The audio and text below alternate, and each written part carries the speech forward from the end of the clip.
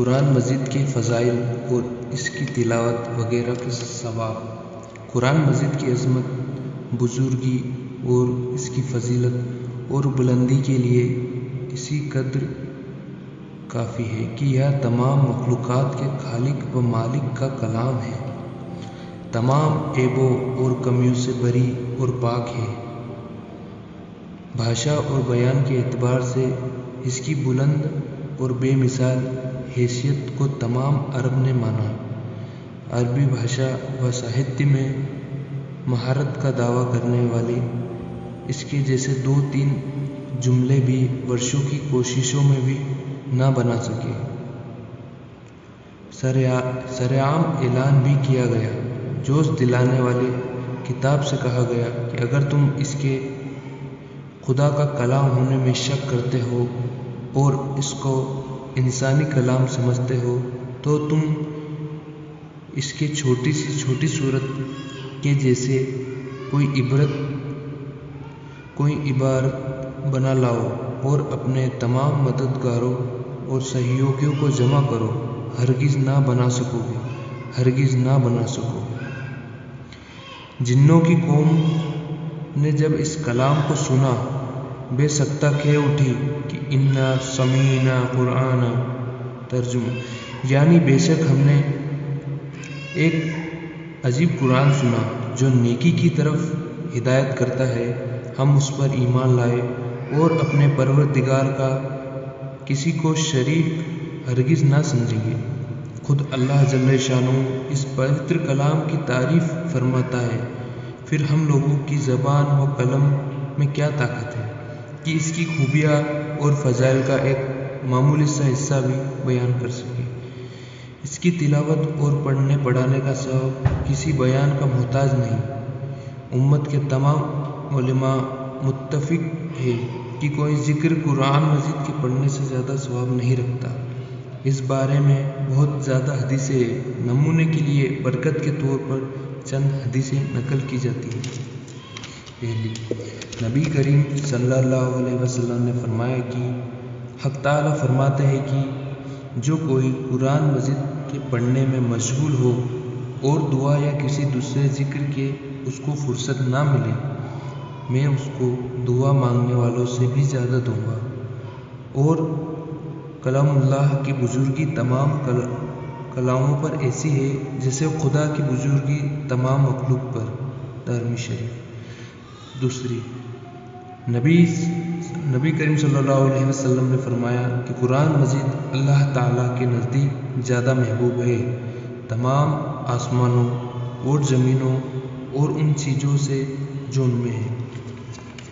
تیسری، نبی کریم صلی اللہ علیہ وسلم نے فرمایا کہ اگر قرآن مجید کسی کھال میں ہو تو وہ کھال آگ میں نہیں جل سکتی۔ دارمی شریف۔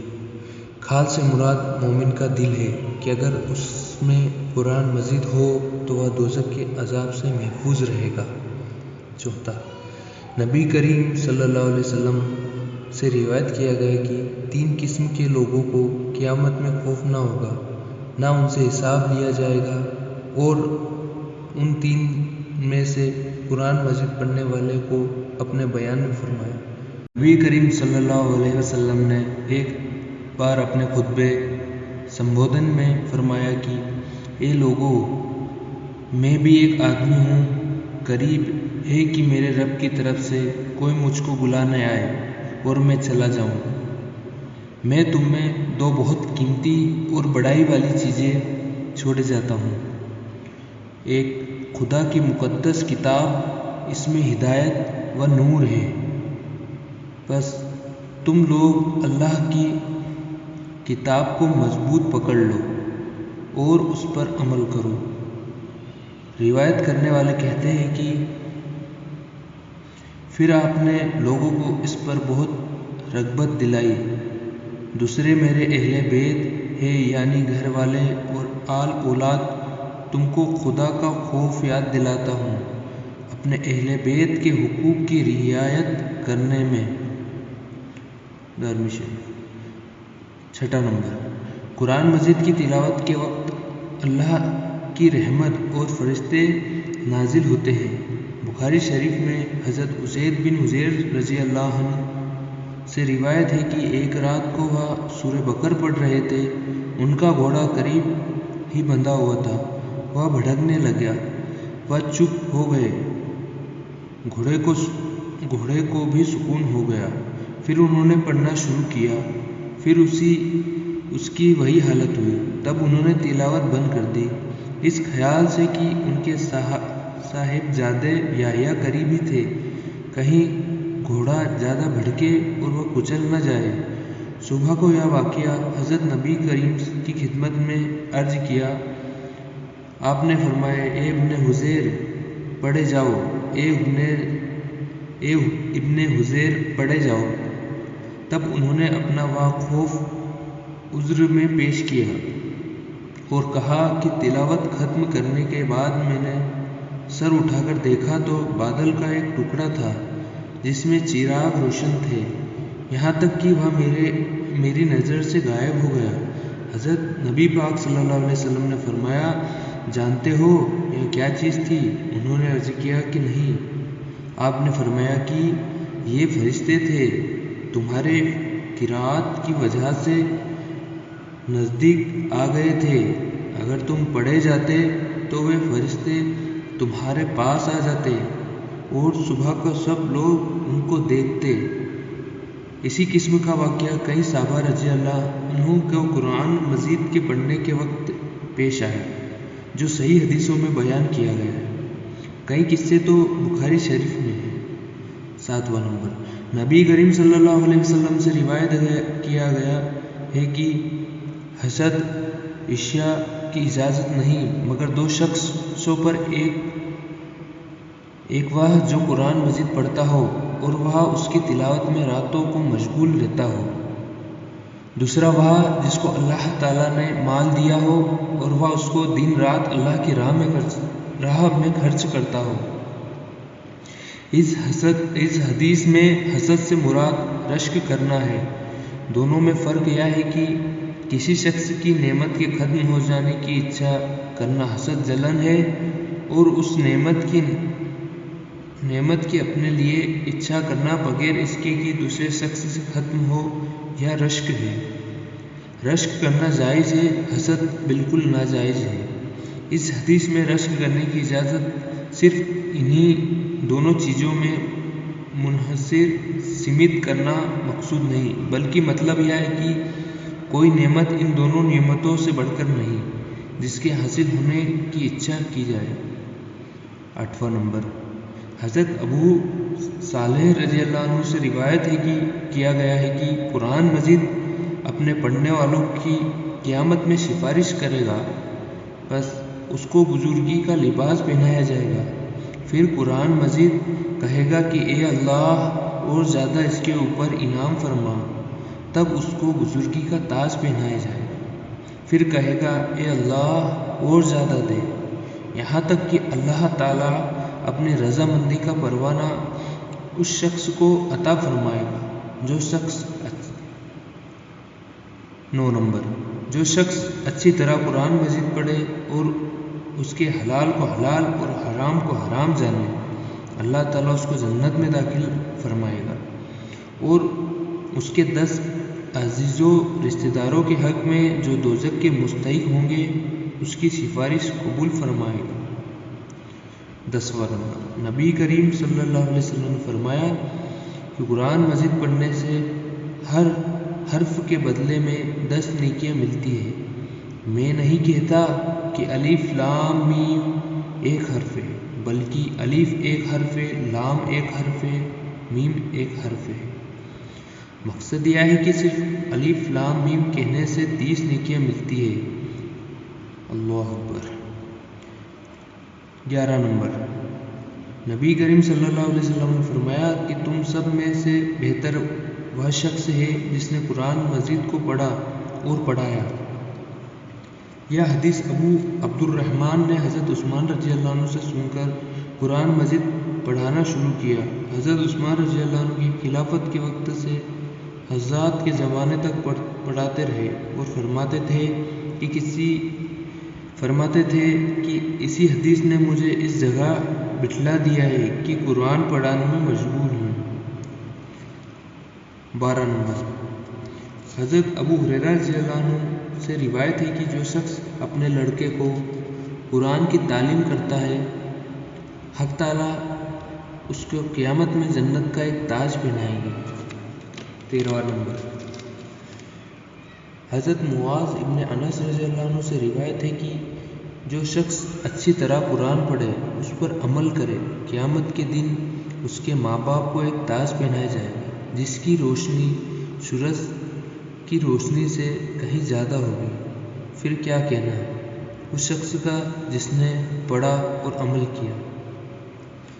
14 نمبر، حضرت عبداللہ بن مسعود رضی اللہ عنہ سے روایت ہے کہ یہ قرآن اللہ کا نعمت خانہ ہے، اس سے لو جس قدر لے سکو، میرے نزدیک اس گھر سے زیادہ بے برکت کوئی مکان نہیں جس گھر میں خدا کی کتاب نہ ہو، اور بے شک وہ دل جس میں کچھ بھی قرآن نہ ہو ایک ویران گھر ہے جس میں کوئی رہنے والا نہیں۔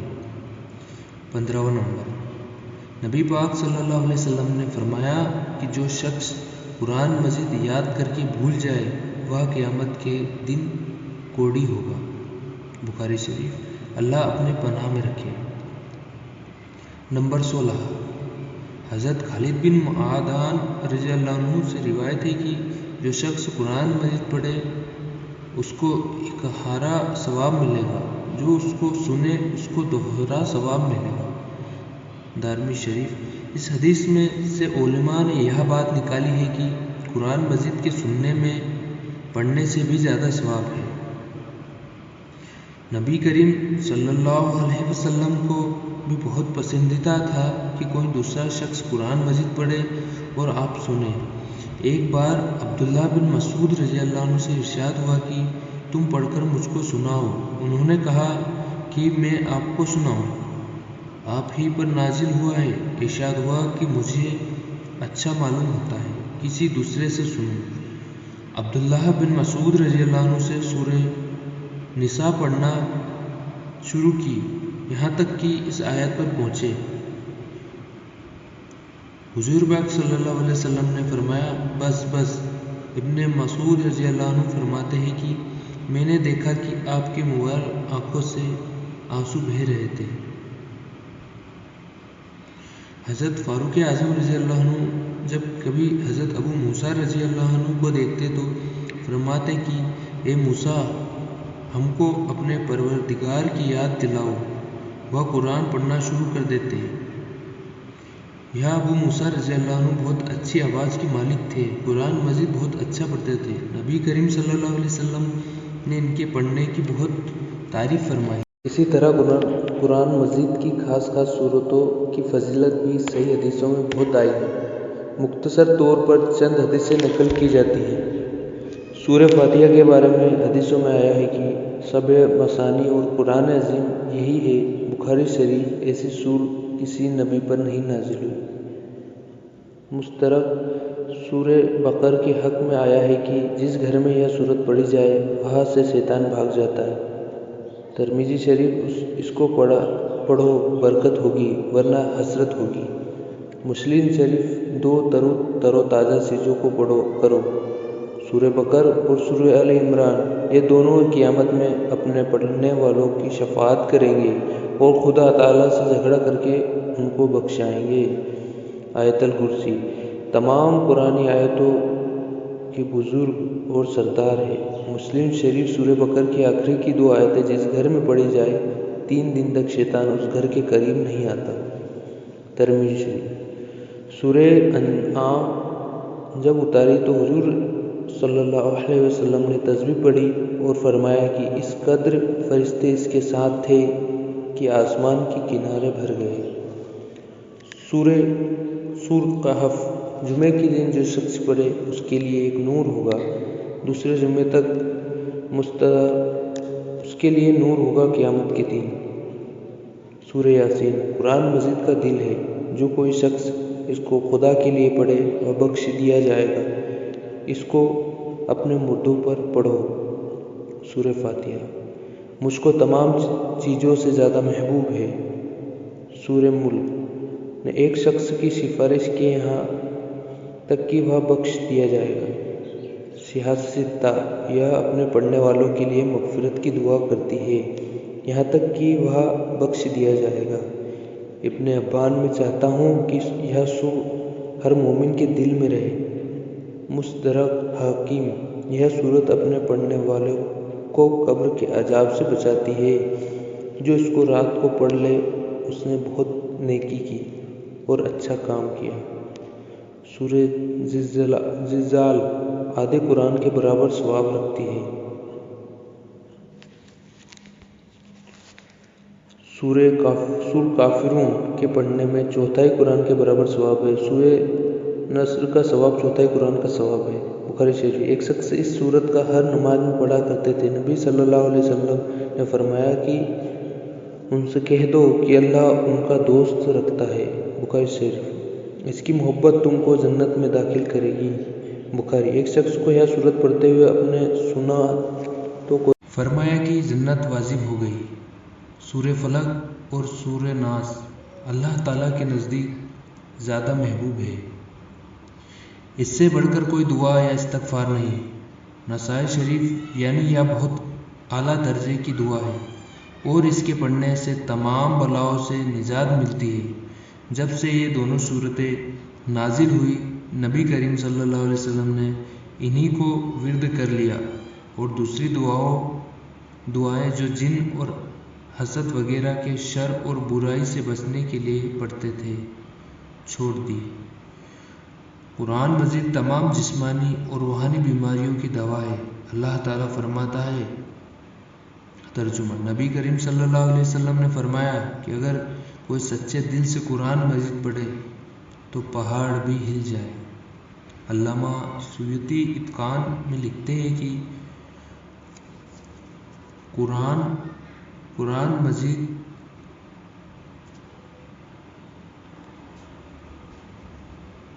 روحانی طب دوا اور علاج ہے بشرطے کہ نیک لوگ کی زبان سے ادا ہو۔ اللہ کے حکم سے ہر بیماری اور روگ کی شفا اس سے حاصل ہوتی ہے، مگر چونکہ نیک لوگ کم ہیں اور ہر کسی کی زبان میں اثر نہیں ہوتا، اس لیے لوگوں نے جسمانی طب کی طرف رجوع کیا۔ خاص صورتوں کی وصیت بھی صحیح حدیثوں میں بہت آئی ہے۔ سینکڑوں مریض کو اس سے شفا ہوئی ہے، ہزاروں بلائیں اس سے دور ہوئی ہیں۔ بخاری شریف میں انیک طریقوں سے روایت کیا گیا کہ ایک شخص کو سانپ نے کاٹ لیا تھا۔ بعض صحابہ وہاں سفر کی حالت میں اترے ہوئے تھے۔ ان لوگوں نے آ کر کہا کہ یہاں کے سردار کو سانپ نے کاٹ لیا ہے، آپ لوگوں میں اگر کوئی جھاڑتے ہو تو چلے۔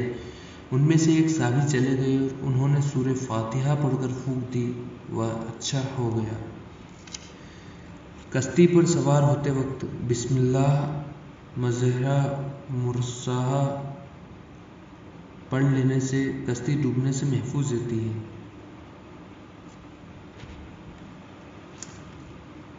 رب ہب لی من لدنک ذریۃ طیبۃ، جس عورت کی لڑکا نہ ہوتا ہو 40 دن تک پڑھنے سے کامیاب ہو جاتی ہے۔ یہ بھی میرے سامنے کئی مرتبہ آزمائی گئی ہے۔ قرآن مجید کے فضائل اور اس کے پڑھانے کا ثواب مختصر طور پر بیان ہو چکا۔ غالباً اس قدر ثواب و فضیلت معلوم کرنے کے بعد پھر کوئی مسلمان ضرورت نہیں کر سکتا کہ قرآن مجید کی تلاوت اور اس کے پڑھنے پڑھانے سے غفلت کرے۔ اے اللہ، اے عرش و کرسی کے مالک، اے تورات، زبور، انجیل اور قرآن کو نازل کرنے والے، اے قرآن کو تمام کتابوں پر فضیلت دینے والے، اے نعمت دینے والے، اپنے فضل و کرم، اپنے کامل رحمت اور کرم کے صدقے میں ہم سب مسلمانوں کو اس اپنی مقدس کتاب سے فیضیاب فرما، اس کی تلاوت کی ہمیں توفیق دے، ہمارے اعمال و کاموں کو اس کے موافق کر قیامت کے دن سب ہمارے برے اعمال ہمیں دوزخ کو مستحق بنا دے تو قرآن مجید کو ہمارے سفارش کر اور قرآن پڑھنے والوں کے صدقے میں ہمیں بخش دے، آمین۔ کتنا خوش نصیب ہے وہ شخص جس کو ہر دن قرآن مجید کی زیارت اور تلاوت نصیب ہوتی ہے۔ سو اس نیک بندے پر فدا ہونا پسندیدہ جانے جن کو وظیفہ ایسے مقدس کتاب ہو۔ بے شک انشاءاللہ تعالی ان لوگوں کی یہ امید پوری ہوگی جس کو علامہ شاطبی اپنے ان شعروں میں ظاہر فرماتے ہیں۔ ترجمہ: امید ہے کہ اے بھائیو، عرش و کرسی کا مالک ہماری جماعت کو تمام برائیوں اور خوف کی چیزوں سے بچا لے اور ہم کو ان لوگوں میں شامل فرمائے جن کے لیے اس کی مقدس کتاب قیامت کے دن شفاعت کرے گی، اس لیے کہ ہم نے اس کی مقدس کتاب کو بھلایا نہیں جو وہ ناخوش ہو کر ہم سے کچھ برائی کرے۔ آخری جملے میں اس حدیث کی طرف اشارہ ہے جس کا مضمون یہ ہے کہ جو لوگ قرآن مجید سے غفلت برتتے ہیں قرآن مجید ان کو دوزخ میں بھجوائے گا۔ جماعت سے مراد وہ لوگ ہیں جو قرآن مجید پڑھتے ہیں اور اس کے علوم حاصل کرتے ہیں۔ یہ بھی جان لینا چاہیے کہ قرآن مجید کی تلاوت کا ثواب اس پر موقوف نہیں کہ اس کے معنی سمجھ کر تلاوت کی جائے۔